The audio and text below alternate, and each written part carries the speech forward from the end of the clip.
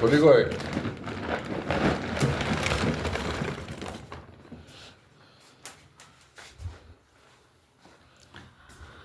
এখন যাবে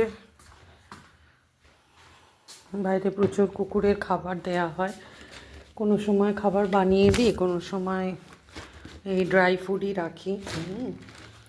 কুকুরেরা খায় সব। একটা থলি করেছি, ওর মধ্যে সব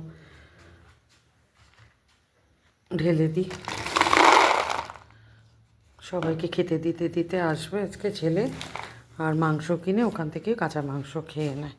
এই থলিটাই দিয়ে দেবো।